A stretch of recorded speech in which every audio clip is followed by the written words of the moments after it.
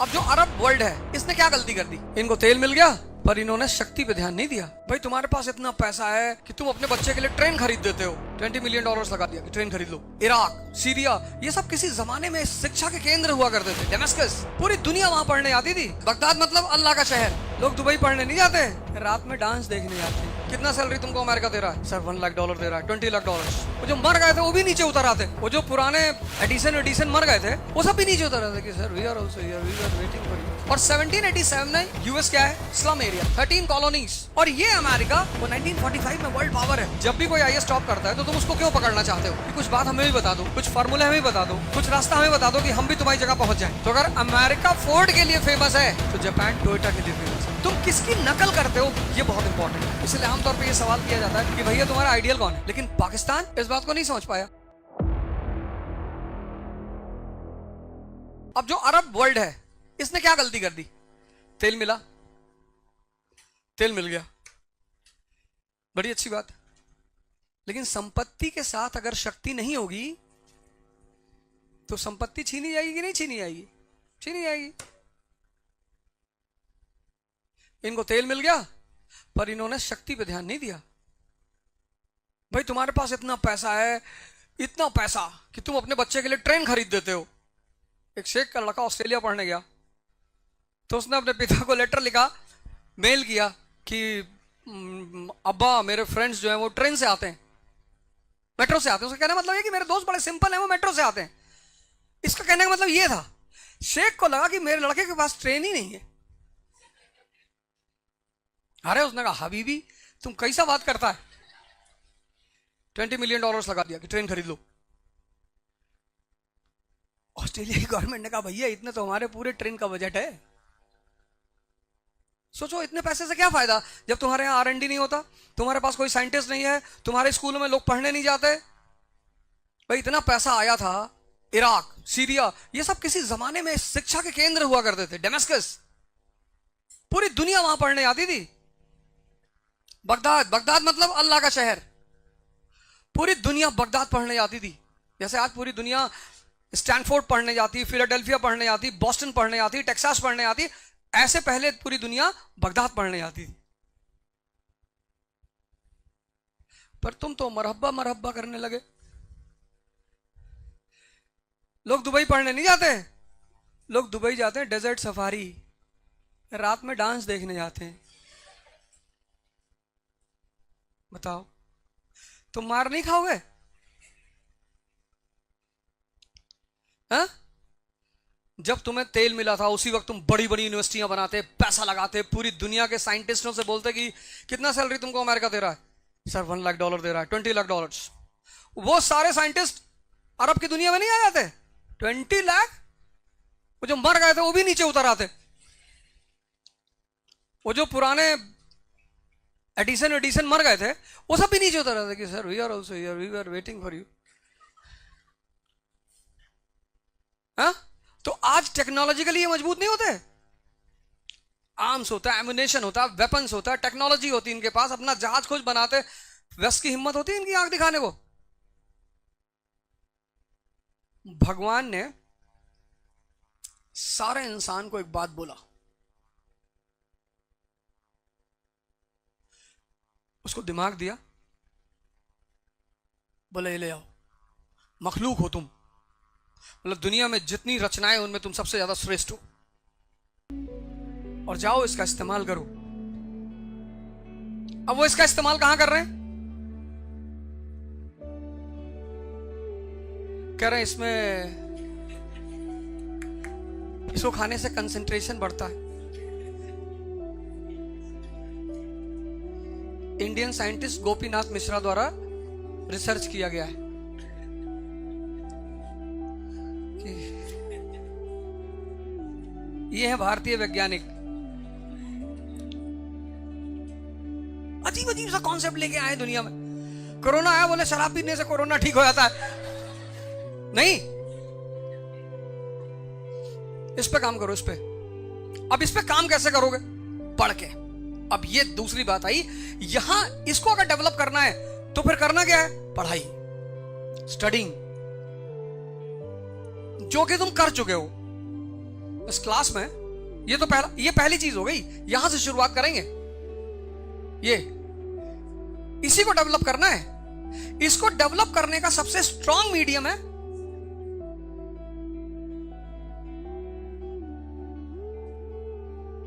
बैतुल हिकमत, बगदाद की सबसे बड़ी यूनिवर्सिटी। बगदाद की सबसे बड़ी यूनिवर्सिटी बैतुल हिकमत, लिख लो। आज जाके गूगल में टेस्ट करना कि है थी कि नहीं थी, फर्जी बता दिया मास्टर। आज जाके देखना, ऐसे बैठो जैसे प्रवचन चल रहा है।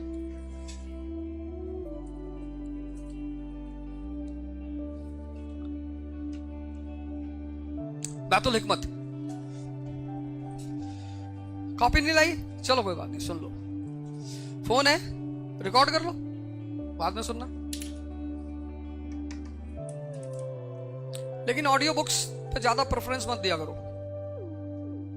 ऑडियो बुक्स जो होती हैं वो सुनने में तो बड़ा अच्छा लगता है, जो मजा किताब पढ़ने में है ना, उसमें मेहनत लगती है। तो ये पहला कॉन्सेप्ट, पहला खेल यहां से शुरू होगा। इसको डेवलप करना है।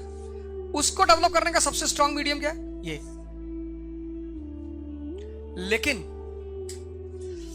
लेकिन पढ़ के किसी का सिलेक्शन नहीं हुआ। यही तुम्हारे कितने सारे लोग रहते होंगे जो 5-5, 6-6 साल से तैयारी कर रहे हैं, लेकिन तुम उनको लेकर आओ और मैं दिखा दूंगा उनकी प्रॉब्लम क्या है। सिर्फ पढ़ रहे हैं, सिर्फ बस पढ़ रहे हैं। ये पैदा ही नहीं हो पा रहा है। ये पढ़े जा रहे हैं। 10 घंटा का शेड्यूल है, 12 घंटा कुर्सी बैठ जाते हैं, दिन भर किताब सामने रखते हैं, नोट्स बनाते रहते हैं, खूब मेहनत कर रहे हैं। मतलब अगर तुम उनको देखोगे तो तुम्हें दिखाई पड़ेगा कि खूब मेहनत कर रहे हैं, पर रिजल्ट नहीं आ रहा है। क्यों? क्योंकि ये डेवलप नहीं हो रहा है। अब तुमने देखा अमेरिका की history, United states of America की। 1787 में यूनाइटेड स्टेट्स ऑफ अमेरिका एक नेशन के रूप में पैदा हुआ, और 1787 में यूएस क्या है? स्लम एरिया, झोपड़पट्टी, 13 कॉलोनीज। और ये अमेरिका जो 1787 में 13 कॉलोनीज है सिर्फ, वो 1945 में वर्ल्ड पावर है। सेकेंड वर्ल्ड वॉर खत्म हुआ और America is a world power. पूरी दुनिया को वो डिक्टेट कर रहा है। जो पहला का सुपर पावर ब्रिटेन, उसको वो डिक्टेट कर रहा है। भाई अमेरिका से पहले वर्ल्ड पावर कौन था? ब्रिटेन और फ्रांस। अब ब्रिटेन और फ्रांस को रिप्लेस किया यूएस और यूएसएसआर ने, और यूएस डिक्टेट कर रहा है ब्रिटेन को कि अपनी फौजें हटा लो यहां से, वहां पे हम बैठेंगे। 1949 में वो एक ऑर्गेनाइजेशन बना रहा है, नाटो। जर्मनी, फ्रांस, जर्मनी नहीं था 49 में, ऑस्ट्रेलिया, ये सब नाटो के हिस्से हैं। वो उनका बॉस है। वो यूरोप जिनकी ये लोग कभी नौकरी करते थे, मतलब गुलाम थे, उस यूरोप के बॉस बन गए अमेरिकन 1945 में। तो कुछ तो हुआ होगा ना अमेरिका में। कोई आदमी जैसे लाल बहादुर शास्त्री पीएम ऐसे नहीं बन गए, ऐसे अमेरिका में भी तो कुछ हुआ होगा। तो 1787 में जब अमेरिका इंडिपेंडेंट हुआ, यूएस, तो उसने सबसे पहला जो काम किया वो था इंफ्रास्ट्रक्चर।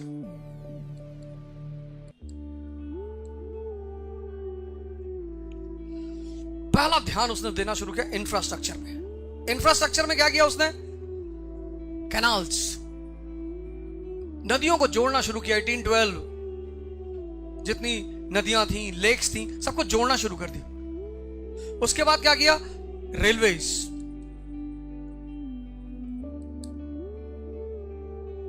1850 पहुंचते पहुंचते अमेरिका में इन टोटलिटी 50,000 किलोमीटर की रेलवे लाइन।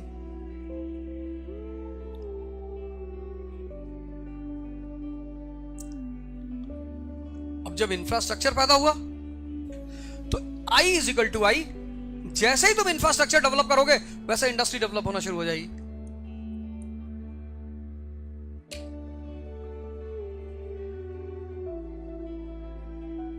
लेकिन अगर तुम अफ्रीका देखो, अफ्रीका, अब यहीं पे तुम अफ्रीका देखो, अफ्रीका के पास इंफ्रास्ट्रक्चर संभव है? नहीं है। ये देखो 98%, ये देखो ये पूरा ब्राउन, कहां रेलवे लाइन डालोगे यहां पे? और ये डेजर्ट,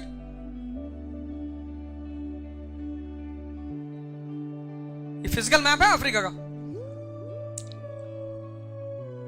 ये देखो पूरा। और इनकी इसकी जितनी रिवर्स है, ये रिवर्स, ये सब बड़े बड़े वाटरफॉल बनाती हैं। मतलब रिवर्स में नेविगेशन भी नहीं कर सकते, तो वाटर नेविगेशन नहीं हो सकता, रेलवे लाइन नहीं हो सकती, सड़क नहीं हो सकती। तो जब इंफ्रास्ट्रक्चर नहीं हो सकता तो इंडस्ट्री कहां से होगी? ये देखो, ना इंफ्रास्ट्रक्चर ना इंडस्ट्री। इसलिए पढ़ते हैं। अब ये अमेरिका की कहानी, यूएस की। अब जब एक आदमी एक मॉडल पे काम करता है और वो टॉप पे पहुंचता है तो वो दूसरे के लिए आइडियल बनता है कि नहीं? जब भी कोई आईएएस टॉप करता है तो तुम उसको क्यों पकड़ना चाहते हो कि कुछ बात हमें भी बता दो, कुछ फॉर्मूले हमें भी बता दो, कुछ रास्ता हमें बता दो कि हम भी तुम्हारी जगह पहुंच जाएं। अब ये अमेरिका किसके लिए आइडियल बन गया?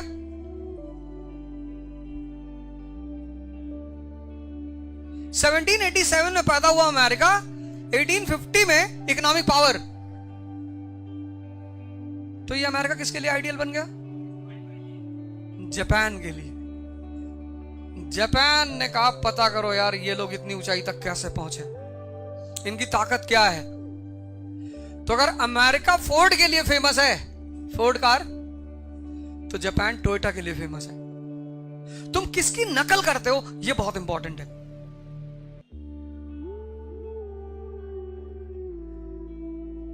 इसलिए आमतौर पे ये सवाल किया जाता है कि भैया तुम्हारा आइडियल कौन है?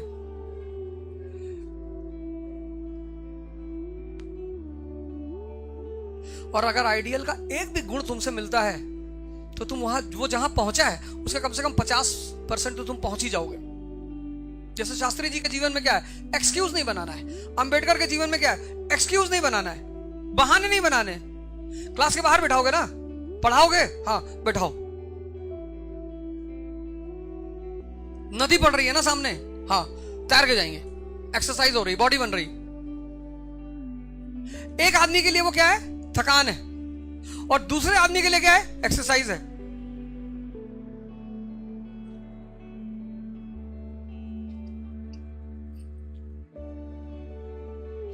लेकिन पाकिस्तान इस बात को नहीं समझ पाया।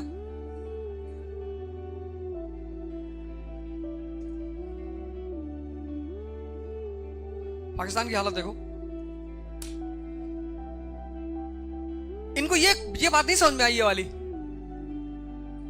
इन्होंने पढ़ाई खूब की, पढ़े, ये भी स्कूल गए, पढ़े, पर ये तोतों की तरह पढ़े। जैसा तोता राम राम कहता है, या तुम जब किसी को बोलते हो राधे राधे, तो जो तुम संबोधन करते हो उसका मतलब होता है, ऐसे नहीं करते। जब तुमने कहा राधे राधे तो उसका मतलब पता क्या है? कि ये जो धारा बह रही है एनर्जी की बाहर, इसको अंदर ले जाओ। जो व्यक्ति अपनी एनर्जी की धारा जो बाहर बह रही है उसको अंदर ले जाएगा तो वो राधा बन जाएगी, यानी शक्ति। तो जब तुम किसी को राधे राधे कहते हो तो तुम उसको इस मैकेनिज्म का याद दिलाते हो। जब तुम किसी को जय भीम कहते हो तो तुम उससे कहते हो कि शिक्षा ही किसी भी दलित व्यक्ति को भगवान बना सकती है। ये तुम उसको याद दिलाते हो, सिर्फ जय भीम नहीं कहते हो। जब तुम किसी को जय श्री राम कहते हो तो उसका मतलब होता है कि तुम्हारे अंदर जो चेतना बैठी है, राम मतलब चेतना, उसको मैं प्रणाम करता हूं।